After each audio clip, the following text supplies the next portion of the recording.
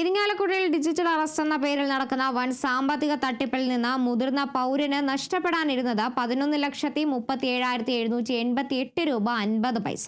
Irinjalakuda Parappukkara CSB bank മാനേജറായ Ann Maria ജോസിന്റെ സമയോചിതമായ ഇടപെടൽ മൂലമാണ് മൂത്രത്തിക്കര സ്വദേശിയായ 85 വയസ്സുകാരന് ഈ വലിയ തുക നഷ്ടപ്പെടാതെ രക്ഷപ്പെട്ടത്.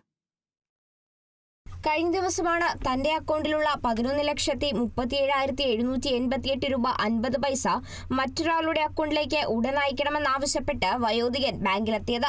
ഫിക്സഡ് ഡെപ്പോസിറ്റ് ഇപ്പോൾ പിൻവലിച്ചാൽ ഏകദേശം 35,000 നഷ്ടം വരുമെന്ന് ജീവനക്കാർ അറിയിച്ചെങ്കിലും അതൊന്നും കാര്യമാക്കാതെ പണം എത്രയും പെട്ടെന്ന് അയക്കണമെന്ന് വയോധികൻ നിർബന്ധം പിടിക്കുകയായിരുന്നു. പരാതിക്കാരന്റെ പെരുമാറ്റത്തിൽ സംശയം തോന്നിയ മാനേജർ കൂടുതൽ വിവരങ്ങൾ തിരക്കിയപ്പോഴാണ് വ്യാജ മണി ലോണ്ടറിംഗ് കേസിൽ നിന്ന് രക്ഷപ്പെടുന്നതിനാണ് പണം അയക്കുന്നതെന്ന് ഇയാൾ പറഞ്ഞത്. വിവരം ബാങ്ക് മാനേജറുമായി പങ്കുവച്ചാൽ അവർ സുപ്രീം കോടതിയെ അറിയിക്കുമെന്നും സുപ്രീം കോടതിയിൽ നിന്ന് അറസ്റ്റ് ഉണ്ടാകുമെന്നും തട്ടിപ്പുകാർ ഇദ്ദേഹത്തെ വിശ്വസിപ്പിച്ചിരുന്നു.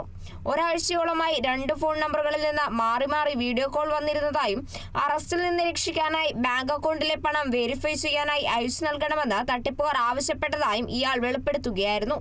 ബാങ്ക് മാനേജർ ഉടൻ തൃശൂർ റൂറൽ സൈബർ പോലീസ് സ്റ്റേഷനിൽ വിവരം അറിയിക്കുകയും പരാതിക്കാരനുമായി സ്റ്റേഷനിലെത്തി പരാതി നൽകുകയുമായിരുന്നു. അദ്ദേഹം ഒരു 2 ഡേയ്സ് ബാക്ക് നമ്മുടെ ഇവിടെ വന്ന് അദ്ദേഹത്തിൻ്റെ 2 FD ക്ലോസ് ചെയ്യണ്ടായിരുന്നു. കുറച്ച് പാനിക്കായിട്ടാണ് വന്നതും. ആൾ വന്നിട്ട് പറഞ്ഞു ഈ ഫണ്ട് മൊത്തം എനിക്ക് പുറത്തൊരു അക്കൗണ്ടിലോട്ട് അയക്കണം. അപ്പോൾ അക്കൗണ്ട് നമ്പർ എനിക്ക് തരുകയും ചെയ്തു. ആ അയക്കുന്ന അക്കൗണ്ട് നമ്പറിൽ ഒരു ഡൗട്ട് തോന്നി. പേരിൽ ഒരു ഹിന്ദി മീൻസ് നോർത്ത് ഇന്ത്യൻസിൻ്റെ ഒരു അക്കൗണ്ട് ആയിട്ട് എനിക്ക് ഫീൽ ചെയ്തു. അപ്പോൾ ഞാൻ പറഞ്ഞു ഓക്കെ. അപ്പോൾ ആളുടെ അക്കൗണ്ടിൽ ഒരു 50 പൈസയും കൂടി ഉണ്ടായിരുന്നു. സോ ആ ഒരു എമൗണ്ട് അടക്കം അയക്കണം എന്ന് പറഞ്ഞപ്പോൾ എനിക്ക് എൻ്റെ സ്റ്റാഫും പറഞ്ഞു മാം എന്തോ ഒരു ഡൗട്ട് ഉണ്ടല്ലോ എന്ന് പറഞ്ഞു.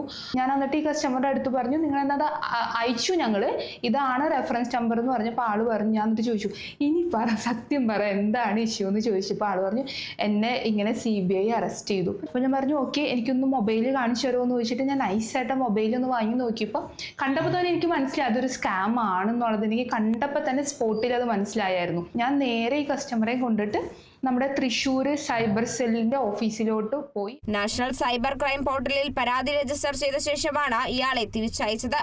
ബാങ്ക് മാനേജറുടെ ജാഗ്രതയാണ് ഇയാൾക്ക് വലിയ സാമ്പത്തിക നഷ്ടം ഒഴിവാക്കിയത്. Kerala vision news, Thrissur.